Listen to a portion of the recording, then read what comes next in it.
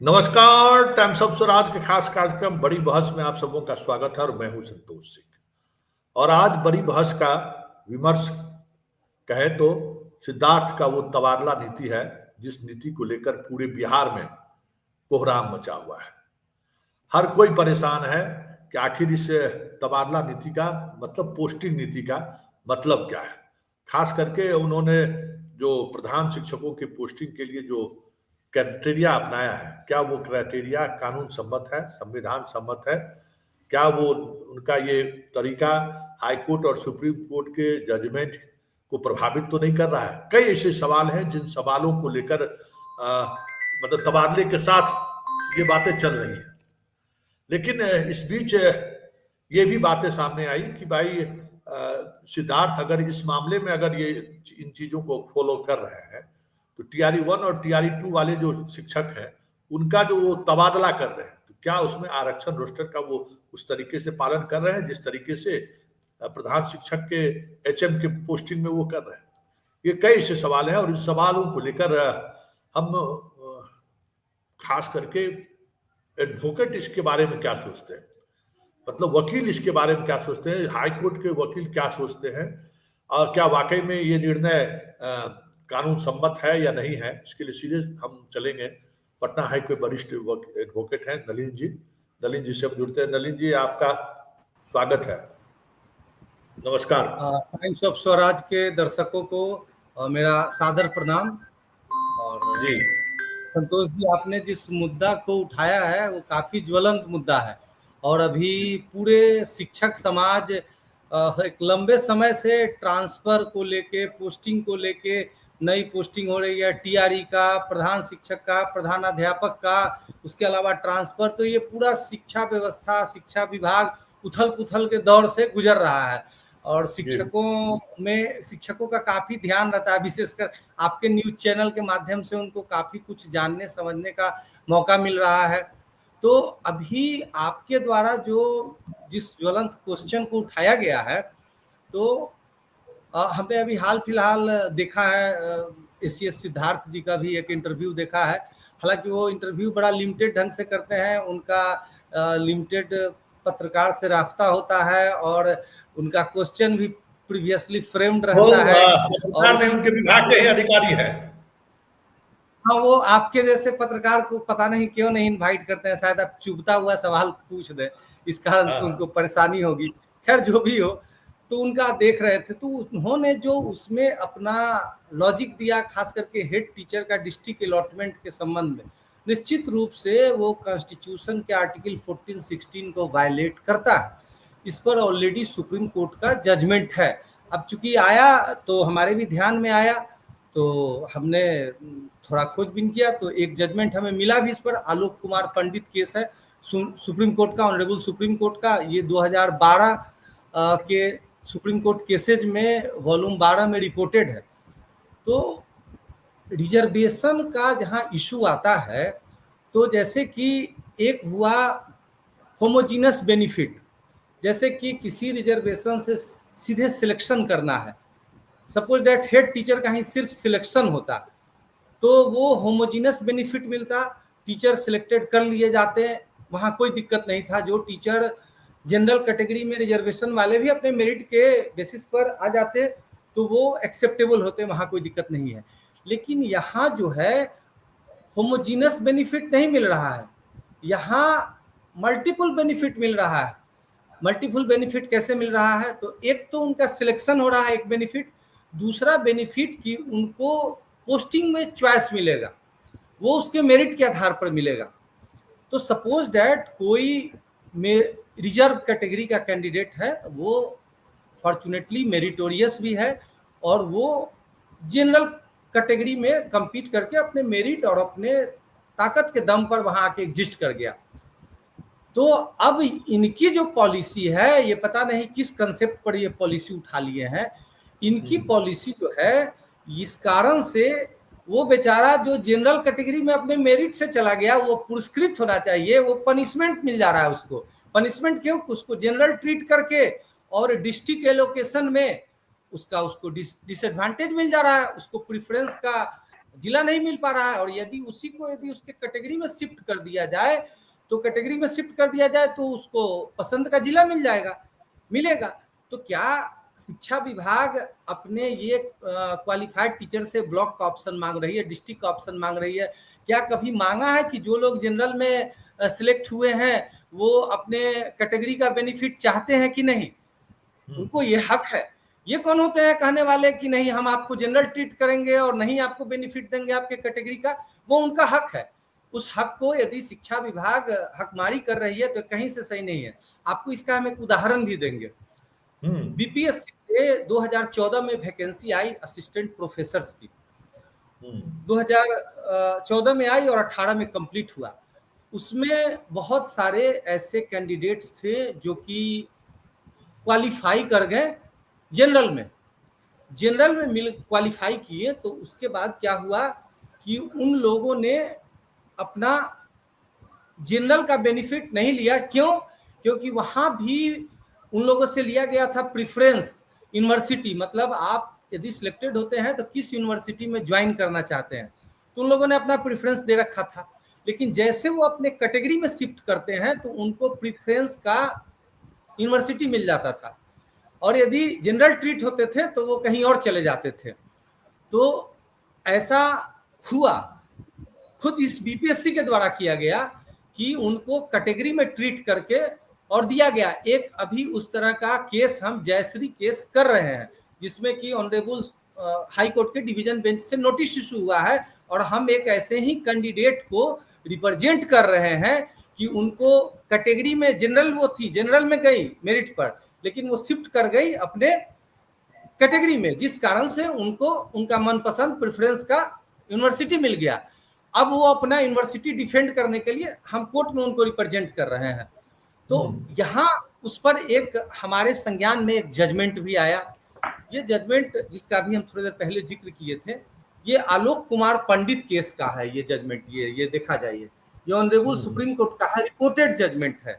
ये 2012 के supreme court cases के 13वें वॉल्यूम में ये रिपोर्टेड है, पेज नंबर 516 पर। इसमें ये Alok Kumar Pandit versus state of Assam है। इसमें ये प्रोपोजिशन लेट डाउन किया गया है। इसका खास करके लास्ट पैराग्राफ है, उसको हम पढ़ देते हैं। यही वाइटल पैराग्राफ है। इसमें तो काफी लंबा चौड़ा डिस्कशन किया गया है और बहुत सारा जजमेंट्स को डिस्कस किया गया है। बिहार के कंटेक्स्ट में भी कुछ जजमेंट का डिस्कस किया गया है, बट इसका पैराग्राफ 20 जो है, जो लास्ट है, फाइंडिंग जजमेंट है, कंक्लूडिंग पैराग्राफ है, कंक्लूडिंग पैराग्राफ है। इसमें कहा जा रहा है, ऑनरेबल सुप्रीम कोर्ट के द्वारा कहा गया है, इसमें प्रोपोजिशन लेट डाउन किया गया। As a sequel to above, the questions framed in this appeal are answered in following terms.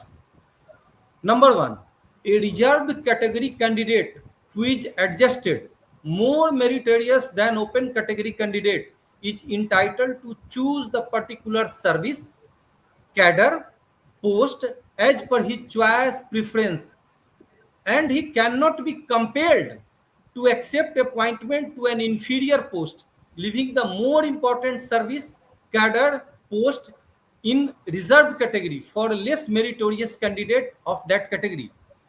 दूसरा, his appointment to service, cadre, post of his choice preference, the reserved category candidate cannot be treated as appointed against the open category candidate. अब इस judgement का crux क्या है, लबो लुआब क्या है, इसको यदि समझा जाए तो जैसे इसको हम एक उदाहरण से कोरिलेट करते हैं, बीपीएससी के ही एक उदाहरण से कोरिलेट करते हैं, या मान लीजिए यूपीएससी के उदाहरण से कोरिलेट कर देते हैं। जैसे यूपीएससी में डिफरेंट डिफरेंट पोस्ट होते हैं, आईएएस, आईपीएस, आईएफएस, और भी डिफरेंट डिफरेंट है पोस्ट। तो सपोज दैट कोई कैंडिडेट रिजर्व कैटेगरी का है और उसका सिलेक्शन ओपन कैटेगरी में हो गया, लेकिन ओपन कैटेगरी में उसका थोड़ा नीचा रैंक है। अब नीचा रैंक है तो यदि उसको ओपन ट्रीट किया जाएगा तो उसको आईएएस नहीं मिलेगा। यदि वो आईएफएस मिल जाए या कोई अदर एलाइड सर्विसेज कुछ भी मिल जाए, आईआरएस मिल जाए, लेकिन यदि वो अपने कैटेगरी में जिस मोमेंट में शिफ्ट करता है, क्योंकि ज्यादा नंबर है, उसका हक है अपने कैटेगरी में शिफ्ट करने का, वो शिफ्ट करता है तो उसको आईएएस मिल जाएगा। तो यहाँ देखिए दो बेनिफिट मिल रहा है सेम रिजल्ट से, एक तो सिलेक्शन यूपीएससी का और दूसरा आपको पोस्ट का बेनिफिट मिल रहा है। तो यहाँ भी हेड टीचर में दो बेनिफिट मिल रहा है, एक तो हेड टीचर के रूप में सिलेक्शन होना और दूसरा कि आपका प्रेफरेंस का डिस्ट्रिक्ट मिलना, नंबर 1, नंबर 2 या नंबर 3, जो भी जहां आप एडजस्ट कर पाए, तो ये है। तीसरा बात बहुत इसमें पिंचिंग है, चुभता है, जो कि ट्रांसपेरेंसी पर क्वेश्चन मार्क करता है। आजकल तो संतोष जी कुछ बोलना एडमिनिस्ट्रेशन के खिलाफ अपने खास करके बिहार में मतलब एफआईआर का धमकी चलने लगता है, सो लोग सही बात भी नहीं उठाए। खैर हम लोग का तो वकील है, हम लोग का जीवन तो वकील पत्रकार इन लोग का जीवन तो जेल बेल के में घूमता ही है, तो फिर भी हम इसको उठाना चाहते हैं कि आखिर सिद्धार्थ महोदय आप जो ये लिस्ट जारी करते हैं डिस्ट्रिक्ट एलोकेशन का, इसमें साथ साथ कैंडिडेट का रैंक, कैटेगरी और उसको कितने मार्क्स आए हैं, ये सब क्यों नहीं साथ में जारी करते हैं, ताकि कंपैरेटिव पता चले, ट्रांसपेरेंसी आए और कैंडिडेट्स को पता चले कि हम कहाँ ठहरते हैं, हमारे साथ जस्टिस हुआ है कि नहीं, कि अनजस्टिफाइड। एक सवाल है नलिन जी, सिद्धार्थ जी कह रहे हैं कि अगर हम कैटेगरी वाले को जो जनरल में आए हैं उनको अगर कैटेगरी में आ जाएंगे तो जो कैटेगरी वाले लोग हैं उनको हमको नौकरी से बाहर निकालना पड़ेगा। नहीं, वो उनको नौकरी से बाहर निकालना पड़ेगा, तो ये भी तो वो तरीका नहीं अपना पाए। ये भी तो तरीका अपनाया जा सकता था कि ठीक है, हम उनको जो ज्यादा मेरिटोरियस हैं रिजर्व कैटेगरी के ही पहला प्रेफरेंस हम उनको देंगे, और जो बचेंगे उनको हम पोस्टिंग में नहीं देंगे प्रेफरेंस, उनको सिलेक्शन में हम दे देंगे प्रेफरेंस, लेकिन हम प्लेस ऑफ पोस्टिंग में उनको प्रेफरेंस नहीं देंगे। आखिर ये इसको कोई भी लीगल प्रिंसिपल जस्टिफाई कर सकता है कि जिसको ज्यादा नंबर आया, जो अपने मेरिट को साबित किया, उसको आप पनिशमेंट देके उसके प्रेफरेंस से बाहर कर दे रहे हैं। ये किसी भी प्रूडेंट पर्सन को, किसी भी लॉजिकल पर्सन को ये चीज सूट करेगा ही नहीं, ये पचेगा ही नहीं, डाइजेस्ट करने लायक ये कोई कहीं से तर्क नहीं है। लेकिन सिद्धार्थ जी जिस तरीके से एकदम कह रहे थे, तो एक सवाल मेरा ये है, ये बताइए कि आप कह रहे हैं कि हम कैटेगरी वाइज पोस्टिंग कर रहे हैं। उन्होंने कहा ना कि भाई जनरल में है इसलिए हमारे पास वैकेंसी नहीं है, तो आप जो इतने बड़े स्तर पर ट्रांसफर पोस्टिंग कर रहे हैं, 10,000 से अधिक लोगों का आप ट्रांसफर कर दिए, जबकि ये पद जो है सो जिला कैडर था जी, और जिला कैडर बीपीएससी मार्क्स के आधार पर आवंटित किया, कैटेगरी भी आया उसमें, तो आप ट्रांसफर में कैटेगरी नहीं देख रहे हैं। वहां हर जिला में अगर मान लीजिए 100 सीट है, 50 रिजर्व कैटेगरी का है, 50 जनरल है मान लीजिए, या 40 जनरल है, 60 रिजर्व कंस्टिट्यूंसी है, तो आप ट्रांसफर में नहीं देख रहे हैं, लेकिन यहाँ पोस्टिंग में आप देख रहे हैं। तो एक ही नियम, मतलब एक ही विभाग दो तरीके से चीजों को देख रहे हैं, ये कहाँ तक सही है? देखिए, यहाँ भी कहना आपका एकदम उचित है। देखिए, ट्रांसफर का जो पूरा एपिसोड इतना कॉम्प्लिकेटेड हो गया है, जो कि इतना कॉम्प्लिकेटेड था नहीं, सिंपल था। ट्रांसफर का फोरम बना हुआ था पहले से भी। कुछ ट्रांसफर डिस्ट्रिक्ट लेवल पर होते थे, डिस्ट्रिक्ट कैडर थे तो उसके लिए डिस्ट्रिक्ट लेवल पर कमिटी था, ठीक, उसका स्थापना कमिटी था, डीओ लेड जो कि होता था। फिर कुछ डिविजनल स्तर पर ट्रांसफर होते थे, उसका भी कमिटी था, और जो स्टेट लेवल पर जो ट्रांसफर होना था उनका स्टेट का कमिटी था, वो डायरेक्टर स्तर से होता था कि अंतर जिला जो ट्रांसफर होना था। लेकिन अभी दिक्कत ये है कि सारा पावर को सेक्रेटरिएट जो है एजुकेशन डिपार्टमेंट यूजर्व कर लिया, लॉ के लैंग्वेज में इसको यूजर्व करना कहते हैं। अब सारा पावर को हड़प लिया है कि सारा बैठे बैठे हम करेंगे। अब देखिए, लोकल स्तर पर जो डिस्ट्रिक्ट में बैठे हुए हैं डीओ, तो उनको बहुत सारा इन्स आउट का पता रहता है, ठीक, तो वो जितने इजिली ढंग से ट्रांसफर को यहाँ कर लेंगे, एक्सिक्यूट कर लेंगे, वहां जिला से हट के यदि वहां बिहार मतलब मुख्यालय स्तर से जो ट्रांसफर हो रहा है, वो बहुत चीज को एकोमोडेट नहीं कर पाते हैं, और उससे बहुत ज्यादा ग्राउंड पर समस्या उत्पन्न हो रहा है। पता नहीं वो बात उनको समझ में आ रही है कि नहीं, इतना ज्यादा समस्या हो रहा है, और ट्रांसफर इतना कॉम्प्लिकेटेड हो गया है कि उसमें क्या इन्होंने कुछ नियम पहले ट्रांसफर का एक गाइडलाइंस बनाया था, रूल्स तो था नहीं, कैबिनेट से पास भी नहीं था, अंत में इनको वापस लेना पड़ा, हाई कोर्ट का थोड़ा सा आंख तिरछा हुआ तो इनको वापस लेना पड़ा।